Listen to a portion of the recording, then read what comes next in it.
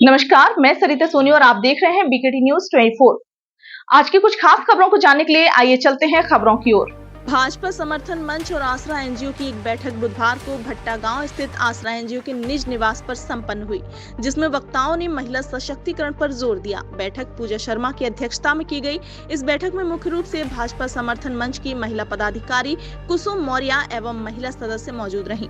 बैठक के दौरान झांसी में महिलाओं पर हो रहे अत्याचार को लेकर चर्चा हुई।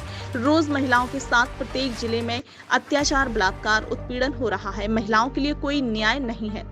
महिलाओं के खिलाफ हो रहे उत्पीड़न को लेकर महिला मोर्चा का बैठक की गई। जरूरत पड़ा तो सड़क पर धरना प्रदर्शन किया जाएगा। उन्होंने कहा कि यही नहीं, सभी महिलाओं ने ठाना है महिलाओं को न्याय दिलाना है। इस अवसर पर मुख्य रूप से अध्यक्ष आसरा एनजीओ पूजा शर्मा, भाजपा समर्थन मंच से प्रतिभा ओझा जी, कुसुम मौर्य, सीमा रजक, बबीता ओझा जी सहित अन्य उपस्थित थे। आइए देखते हैं सरिता सोनी की रिपोर्ट। आश्वासन दे दिया है, अभी तक तो आश्वासन दे दिया, लेकिन वो सुनवाई नहीं कर रहा है। और जो यहाँ पे है ना बड़े गांव चौकी इंचार्ज, वो तो फोन ही नहीं उठा रहे हैं। आपका तो फोन ही नहीं उठाया उन्होंने। उठाया था, बोले कोर्ट में है और जैसे कोर्ट से आएंगे तो बुला लेंगे। अब वो जाने कब आएंगे, कब 5 बजने वाला है। मान लो जैसे भाई अपने हिसाब से काम करेंगे, तुम्हारे हिसाब से कर, अपने हिसाब से काम कर। नहीं, एक बात बताइए, सपोज दैट जैसे कि ससुराल वालों ने निकाल दिया, पौने 2 महीने तो दर भटक रही थी, समझिए। और अभी जिस तरीके का कल का प्रकरण है, जिस तरीके से इनके मतलब कि घर में मायके में विवाद हुआ है, इसके बाद इसकी स्थिति क्या रहेगी? ये 12 साल की बेटी को लेकर कहाँ जाएगी? प्रशासन इसकी जिम्मेदारी ले रहा है कि बच्ची की संकोच होती है, आगे चल के लेता है, लेकिन प्रशासन इसकी रिस्पॉन्सिबिलिटी ले रहा है कि यदि इसके ससुर को अटैक आ गया तो प्रशासन ये कह रहा है कि हम अपने ऊपर जिम्मेदारी नहीं है।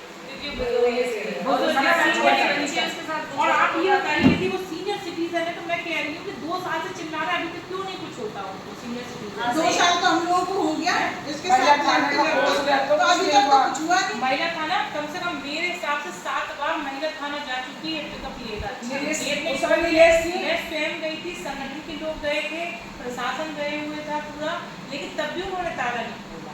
ताला वो खोलते नहीं, फोन खोलते नहीं, बाहर से भी मतलब ताला खोलने की कोशिश की तो सही है। और ये कहते हैं सीनियर सिटीजन है, यदि इनको कुछ होता है तो रिस्पॉन्सिबिलिटी आप नहीं क्या है? और वही तो बच्चे का है। मेरा नाम प्रतिभा ओझा है और आज हम सभी यहाँ पर उपस्थित हुए हैं एक विशेष चर्चा के लिए।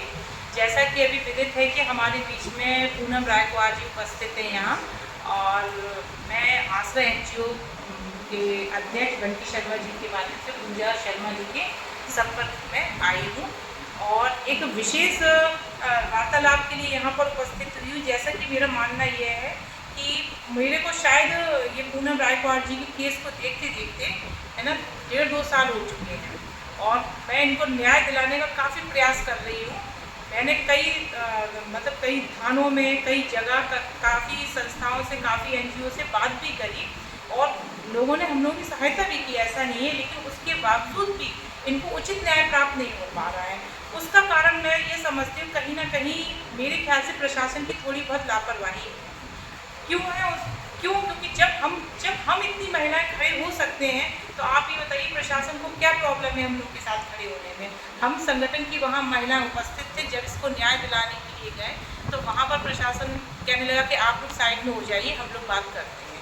क्योंकि यदि उस समय प्रशासन हम लोगों को थोड़ी अनुमति देता और उनके परिवार वालों से बात करने के लिए हम लोग उनसे बोलते तो हो सकता था शायद ये अपने परिवार में चली जाती। क्योंकि मैं इसकी सहायता इसलिए करना चाहती हूँ क्योंकि इसके साथ एक 12 साल की बिटिया है। उसके भविष्य को देखते हुए हम सब बहनें चाहते हैं कि हम लोग इसके साथ न्याय हो ना। क्योंकि देखिए दरअसल में बात ये है कि इसके संग जो हुआ है ना, मेरे ख्याल से मुझे लगता है उचित न्याय नहीं हुआ है। क्योंकि जब हमारी रिपोर्ट जिस समय इसके संग मारा पीटी हुई थी, रात्रि करीब 9:30 बजे के समथिंग में इसका फ़ोन आया था और 1 बजे इसको मेडिकल करवाने के लिए मैं खुद गई थी वहाँ पर सिविल हॉस्पिटल। वो मेडिकल रिपोर्ट भी जो थी वो भी इसको नहीं प्राप्त हुई है।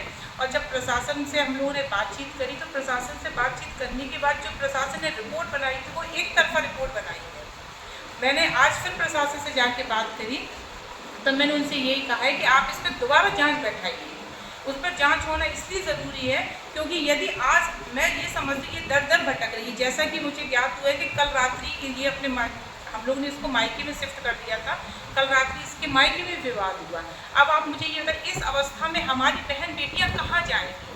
ना ही तो वो ससुराल की हैं और ना ही वो मायके की हैं।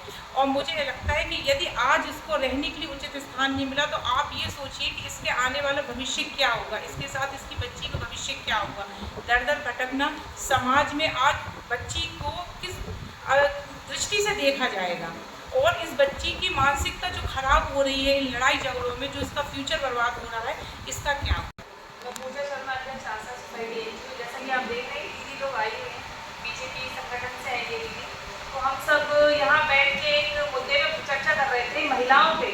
जैसे आजकल महिलाएं बहुत परेशान हैं, सास ससुर से, पतियों से, परिवार से। तो उन सबको लेके जब हम लोग थानों में जाते हैं, जैसे अभी आपने सुना दीदी की, तो वहाँ पे कुछ जगहों पे ऐसा होता है सुनवाई नहीं होती है। अब हम सब ने एक फैसला लिया है कि सभी संगठन जितने भी झांसी के हैं, एनजीओ हैं या बीजेपी के हैं या और भी संगठन हैं, सब मिलके हम सबको ऐसे लोगों के लिए काम करना है जो कि काफ़ी परेशान है। और अगर यहाँ पे सुनवाई नहीं होती है तो हम सब ने निर्णय किया है कि हम बाहर भी जाएंगे। योगी जी, मोदी जी जो कहते हैं बेटी बचाओ बेटी पढ़ाओ, उनका नारा है, तो उस नारे को हम लोग सब बहनें मिलके ही पूरा करेंगे। और ऐसी महिलाओं को हम लोग न्याय दिलाने के लिए पीछे नहीं हटेंगे। हम सब ने मिलके ही निर्णय लिया है।